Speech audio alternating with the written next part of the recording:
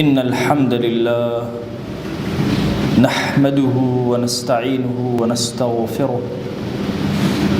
ونعوذ بالله من شرور أنفسنا ومن سيئات أعمالنا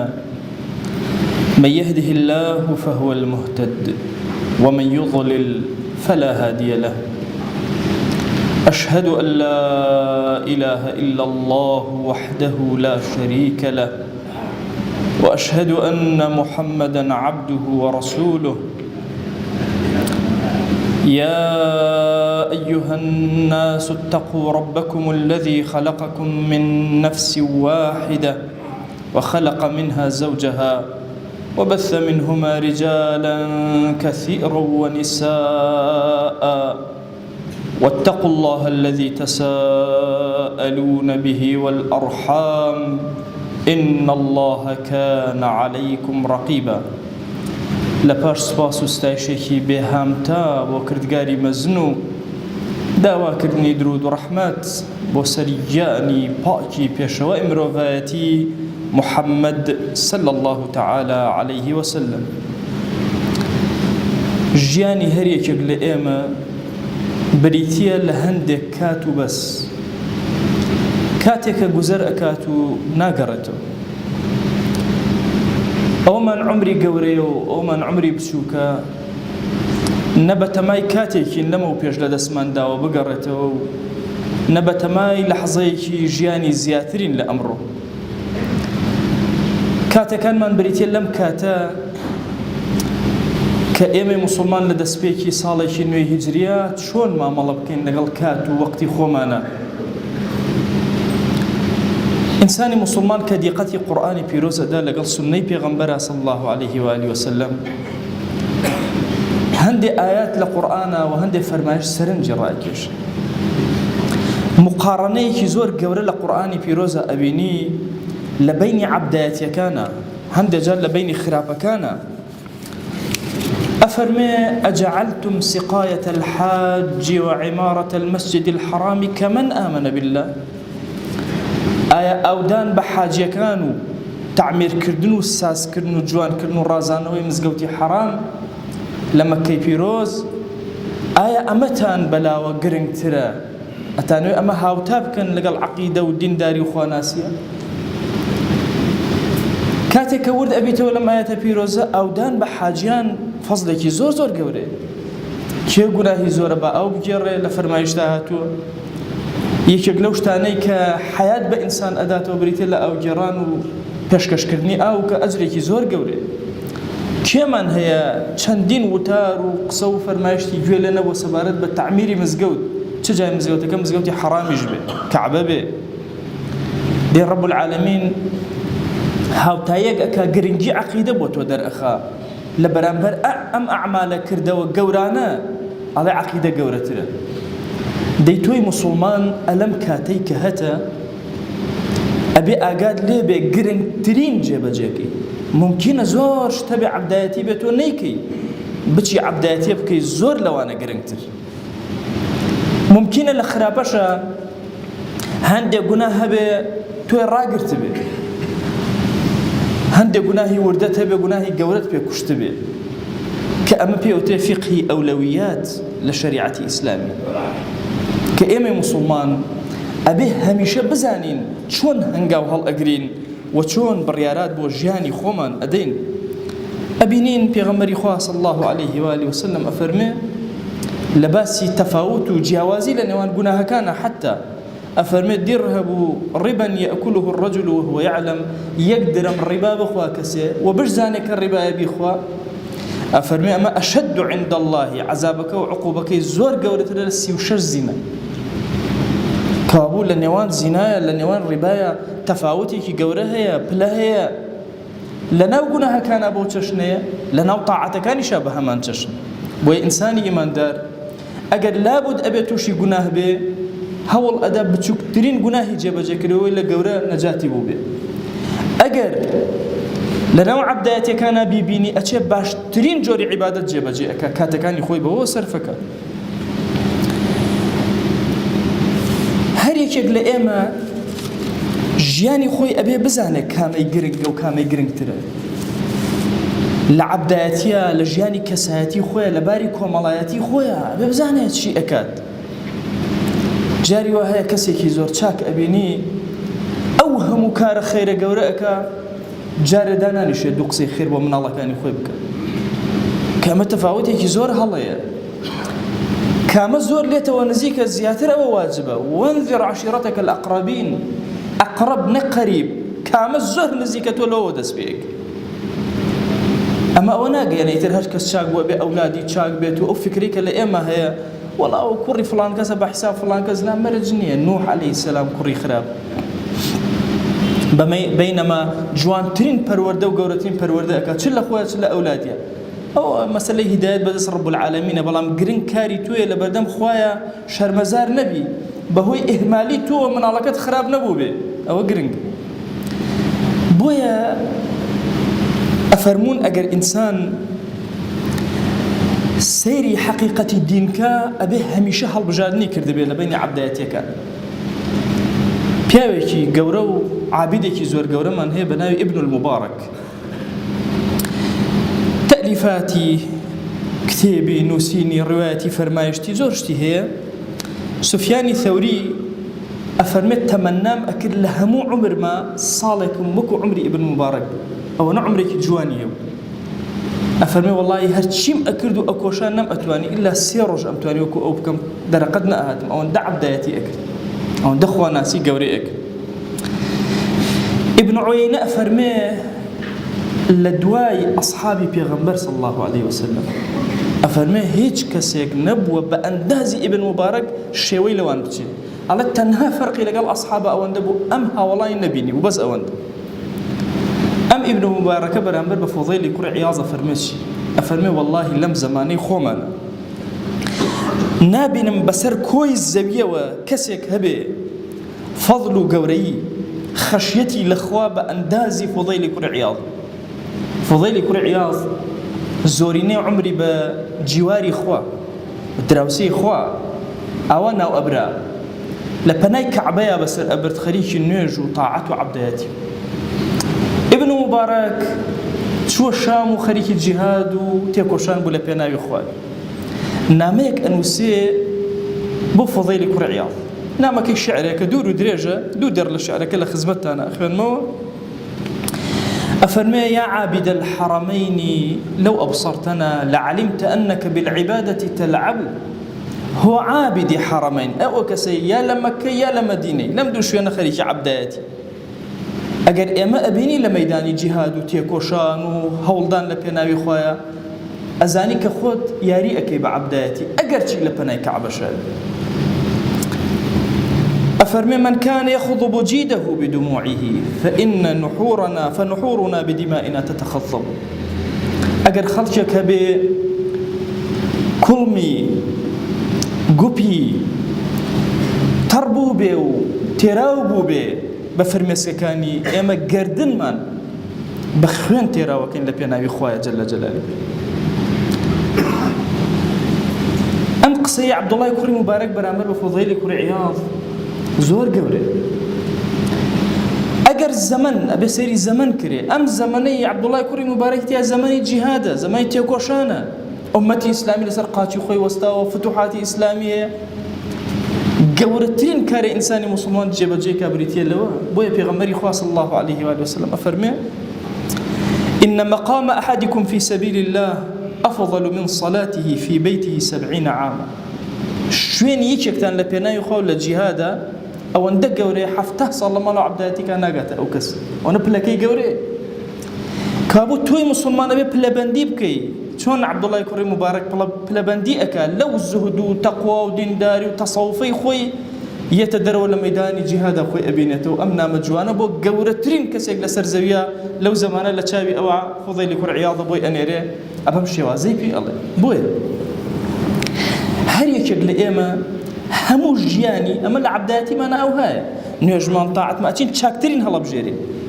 تخوا معقولە لە ژیانی خۆمانە نەزانین چاکترین هەڵبژێرین. ئەم دینە عەزیمە فێری کردووی لە تاعەتا بڕۆی بە دوای باشترینا بگەڕێی، کاتی خۆت لە باشترینا سەرف بکەی. لەوە چێ زەمانێکە بێ نووسینی کتێب لە پێناوی خۆیە زۆر گەورە بێ، زەمانێ هەبێ شەو نوێژ زۆر گەورە بێ. لەوەچە زەمانێکە بێ جیهاد لە پێناوی خۆیە مهمترین شت بێ لەسەر زەویە زەمانێکە بێ بەخشین لە پێناوی خۆیە گەورەترین بێ ئەبێ ئینسانی موسڵمان لە عیبادەتە بزانێت کام عیبادەت زۆر گەورەیە جێبەجێ دەوەرە ئەم دینە فێری ئەم نظامە جوانەی کردبین لە ژیانمانە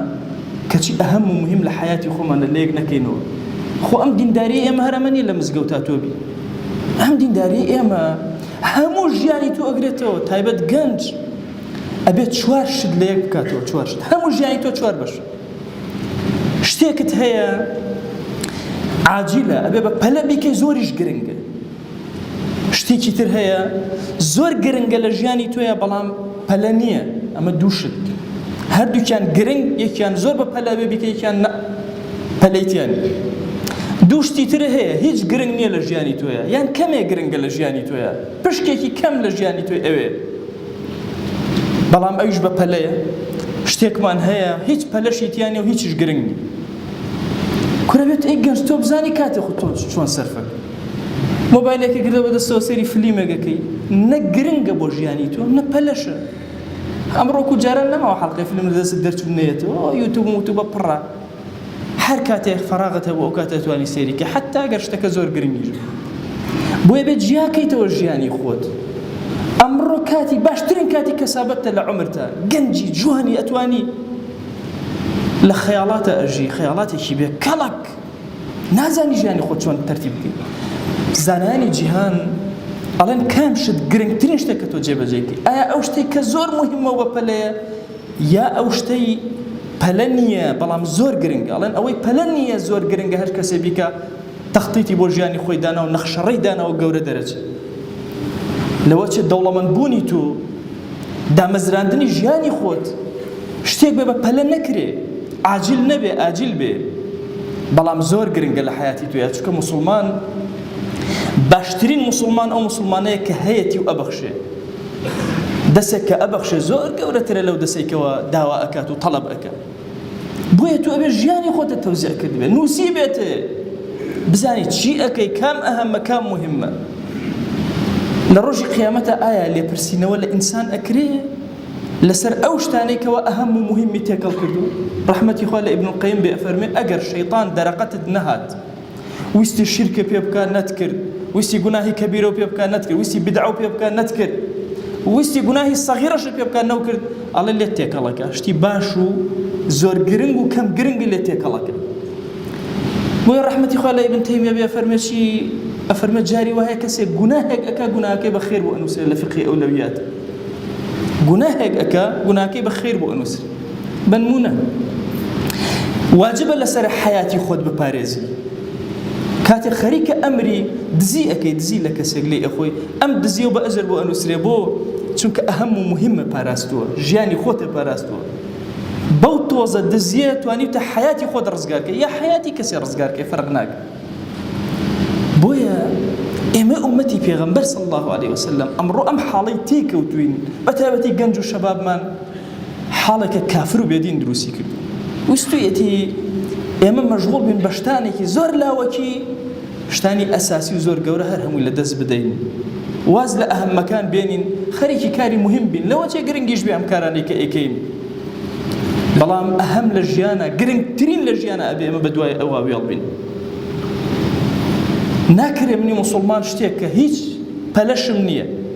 ئەڵێن هەر کەسێک ئەگەر هاتوو شتێکی غێر عاجلی غێر مهمی کرد یعنی هیچ پەلەی نەبوو ئیشەکە و هیچیش گرنگ نەبوو بە ژیانی ئەم ئەگەر هات ئەمەی کرد ئیلا خەلەلێکی عەقڵی هەیە ئیلا گرفتێ لە عەقڵی ئەم کەسە هەیە بۆیە نەیتوانیوە چاکترین و باشترین لە ژیانی خۆی هەڵبژێرێ بۆیە عەزیزانم لەم زەمانە پڕ جەنجاڵیە ئێمە زۆر پێویستمان بەوەی خۆمان بخوێنینەوە ناکرێت تۆ ئەهلی مزگەوت و نوێژ و خواناسی و دینداری خۆتە نەخوێن بێتەوە هەرچی هاتە پێشەوە ئەیکەم و نەهات خۆت بدەیتە دەست شتانێکە هیچ ڕەبتی بە تۆ نییە حیاتی خۆت هەر هەمووی فەوتێنی ئەم کاتانە هەموو لەحظەیەک بۆ ئێمە گرنگە هەموو هەناسەیە بۆ ئێمە لە ژیانە گرنگە چاوکەینەوە ئەم تەختیتە گەورەی کە کافر دای ڕێژاوە ئێمەی تێ کردووە ئێمە کردوتە سجن هەموو گەنجەکانمان ئێستا ئەمڕۆ لە سجنە هەمووی سجنی شاشەیەکن هەموو سجنی کۆمەڵێک کارن کە هیچ ڕبط و علاقی بەوانەوە نییە سەر ئێشە زیاتر نەبێ و مەشغوڵکردنی مێشک و زیهن و فکریان نەبێ ئێمە ئێمە ئومەتی پێغەمبەر صلی الله عليه وسلم کات بەلامانەوە زۆر شیرینە زۆر گرنگە ئەهەم و مهم بە جوانی لە یەک ئەکەینەوە هەمووشی بە ئەجر بە تاعەت بە عەبدایەتی سیر ئەکەین چۆن نوێژەکانمان هەتا وەکو فەرزمان مابێ سونەت ناکەین بە هەمان چەشن ژیانیشمان هەتا فەرزەکان و ئەولەویاتی حیاتمان نەبێ دەست نابێنە پەنا نابێن بۆ تەحسینیات و جوانکاریەکانی ژیان خوای گیان ئێمە ئەمڕۆ بەم گەرمایە لە حزوری ماڵێکی تۆیە کۆبووینەوە تو گەورەی خۆت ڕەحمەت و بەزەی خۆت بەسەرمانە ببارن بمانگێڕە لەو عەبدانەی کە بە باشترین عەبدەکانی خۆت هەڵیان ئەبژێری یا ئەکرەم الئەکرەم بەزەی بەسەرمانە ببارێنە عەفو بەسەرمانە ببارێنە کەڕەم و گەورەی خۆت بەسەرمانە ببارێنە یا رب العالمین خوای گیان ئیمانمان سەلامەت کە عاقبەتمان پڕخێر کە دامان مەزرێنە لەسەر خواناسی لەسەر دینداری لەسەر عەبدایەتی تو گەورەی خۆتمان گێڕە لەو عەبدانەی کە لە دنیامانە لە دین ئەچین لە دینمانە دینداری ئەکەین خوای بمان گێڕە لەو عەبدانەی کە لە دنیا و دین هاوتاتی ئەگەن یا رب العالمین خوای گیان بمان گێڕە لەو عەبدانەی کە دینیان لەناو دنیایانە پیادە ئەکەن خوای داوام لێ ئەکەین بە گەورەی خۆت ئەم عەبدانە ڕویان کردوتە ئەم ماڵەی تۆ بەخوا ئەمانە دەستی دوعا بەرز ناکەنەوە تەنها لە حوزوری تۆیان نەبێ ئیلاهی ئەمانە ڕکوع نابن خۆت شاهیدی تەنها لە مەقامی تۆیان نەبێ ئەمانە یا ئیلاهی سەری بەرزیان نەوی ناکەن لە سوژدەیە تەنها ڕوو بە کەعبە و قیبلەی تۆ نەبێ یا ئیلاهی داوام لێ ئەکەین برحمته بزي خود هر دعاء كان جرايبك ادعوا الله وأنتم موقنون بالإجابة الحمد لله رب العالمين والصلاة والسلام على خير خلق الله محمد وعلى آله وأصحابه الكرام وتابعيهم بإحسان إلى يوم الدين أوصيكم عباد الله ونفسي قبلكم بتقوى الله وكثرة مخافته فإن التقوى شعار المؤمنين ودثار المتقين ووصية الله تبارك وتعالى في وفيكم وفي الخلق أجمعين وشبي سكام إجمعة رنقا توقع قردي ما أنا بوكباس وتاسعة وعشوراي كيرو كإنام ماغا محرمين وديور فرابة بركته إن إنسان روتشا تنجيرو وشبيس صلى الله عليه وآله وسلم روتشا نجيرتين علماء فرماوا هر مصيبتي هر مشكلة وهن تاسعوا عشران الروتشي جير موسى عليه السلام أروي كنجاة جبيجة فرعوني عاشوراء فرماوا أجر هر مصيبتي وهن وبلي وفرق جورة بس فرعوني ناكولته عاشران الروتشي جيرو دعوة كرزات وباقو پروردگاری بزي وجه بجملته إن شاء الله خوي قلت وكا خير جقل يا ما كرو إما إيمان دار أشم چی سال تازه 1444 کوچینه جیان وما مرزنا بوره خاسترین شما حاصل کرده با چی سال تازه نه مهمه انسانی مسلمان زانو چیش کرو هنگام چنی منیو کورانه ورنه ازو خریب و مشغول بو ویرگا نزانو چیش کردن ویرگا زانو گر هنگامش به کوگینینو چیش کردن إنا برنامج ديني ما دين ما فيرو إني ما كرو ما كرو إما مزجين الدين داري بيمي برو مزجين النزان ما تشيش كرو حر كافر قصي وش كري مشون يشرب بالميو مشغول بيميو نزان مسلمان ببرنامج هرمانة كرو أرونا تماشى كرده هر شيء جهان أسرو برنامج ملو إما نبو برنامج شوانا تيكي دين من بمرج بشرتي إما دماغ مرديج تا بهش تيج برنامج بين ريانه كشي وما جيل كرمه وما بيأجا كرمه داستان خدمتنا قلنا عبد الله كري عباس مع مزاو پیغمبري صلى الله عليه وآله وسلم مزجي پیغمبرينا صلى الله عليه وسلم شار مدينة خريكو اعتكافي به عبداتي وشكري اعتكاف عبادته والإنسان مزجينا مزيورة خريكو طاعته عبداتي فرماوتي كاتنا مسلماني وجدي فرح حزين به فرح غنبارو بيتاخد لولا شو تجي إيمان دار تشا وينو هسكروا فرنا راحتني باتي والله قربان تشل عرسك قرزارو فلان كسيناو سر وعد وقرزي ما بنش ما دريو باتي أجر ما تجيب من قصي وتشني كابراي كرو بشكم دريجش كرو في وقتك باتي والله ممنون يزوا أجر تابي إنما بيكري ما تسوك يور إز وش بيتو اعتكافك جاءز خريبة مزجينة بزيورة مسلمان دي واتجي ابن عباس بيكوي اعتكافا مو مزجينة بزيرة بيكوي ملي فرماواش إيمان داره هرماني وجبه مننا ملو هرماني شو بيجي گۆشم چۆ بێن وەشەویستی مان صلی الله عليه وآله وسلم فەرماوان هەر کەسێ حاجە و براکەیشەنە هەرمان و براکەیشەنە بزیۆرە بلۆ پێش جێبەجێکەرەوە پێش کەرەوە ئەگەر ڕیوایەتی وەنە کە تەبەرانی ئاردێنە 10 ساڵێ خەریک و ئیعتیکافی بۆ هیچ تا ئانەشە خاستەرە کە بلۆ هەرمان و ئابرایشە جێبەجێکەرەوە یعنی حقوق و ئینسانی کەوتەن وەڵی حقوق و خوای جەل جەلاله تەماشەکەرە هەرمان و ئیبرایە ئەنەجا ئیعتیکافەکەڵ گەورەتر نەمزگینە نیشتەنیری بۆنە ئانێ ملوی هەرمانەشە پێ جێبەجێکرد ڕیوایەتی وەتەرە نامێنە فەرماوە ئەنە مانگی عەبدایەتی خاستەرە پاڵ و كعبين ومزجي في غنبرين صلى الله عليه وسلم رواية وترى فرماوه أنه الرؤية أنه الساعات مهم دوي هرماني خيري إني وردسنا ملو خاسترين يشاور بجار زانو أتشينش أنا أجرش فرتر دزقل شونك حقوق إنسانك بين يكترين فضلوا آخر سيكا تشني إنسانيش كري فرفر جورا دوي سنتي إني وردمتها كام سنتي كري دوي واجبي كام واجبي كري أوجب الواجب كامشانه كامشا شوي تري مهم ترى كتبلي جبجشكي إن برنامج شريعة دين داري ما أنا أتشينن والله دنيا داري ما أنا أتشينن عروس رما وأنا تكشين دين داري ما أنا خريكة تمام فوت يمي دنيا داري ما أنا خريكة فوت يمي مازال من أهم ومهم تشيشا يك لحظة وتونية دقيقة وتونية إلا تتابع هرماني مهم ترى شيء هرماني إيسي تجنشكي غير فرزاك أخوي جوري سرونيين ميرو أشم فرزكان حضور ما بونه ما عدا إني أشم تو جيلي كام دلي واجبك ترينا كام واجب شخص ترى رنجا روجر وان واجبك وتو أنا بو نمو مرديك مردي وشاريو كفن كري مردي وشوري رنجا روي وتربو يو تربو أنا يكرو هرماني جرينتر بيتو هن إما إيمان دار دنياش ما ناشم بيسنبي متشاني عبادات ما نجرنش ولا خاصين دنياش أنا باسا كره بزانا هرمانك تشيشني الدنيا أنا قردي توزيعي كره كام شافرة مهمة أنيش أجا قردي زياتر جبل ذكر داوكر من جزاته باكو كرورجاري شا عبدا ما قبولي كرو كوش نشا راضية وجوان كاتك شابي خواي سرف كره وأوصيكم أيضا بالصلاة والسلام على رسول الله صلى الله تعالى عليه وسلم كما أمر الله تبارك وتعالى في محكم تنزيله قائلا إن الله وملائكته يصلون على النبي يا أيها الذين آمنوا صلوا عليه وسلموا تسليما اللهم صل على سيدنا محمد وعلى آل سيدنا محمد وبارك على سيدنا محمد وعلى آل سيدنا محمد كما صليت وباركت على إبراهيم وعلى آل إبراهيم إنك حميد مجيد اللهم اغفر للمؤمنين والمؤمنات وللمسلمين والمسلمات ولمن أنشأ هذا المكان اللهم أعز الإسلام والمسلمين وأهلك الكفرة والملحدين اللهم انصر من نصر الدين واخذل يا رب من خذل الإسلام والمسلمين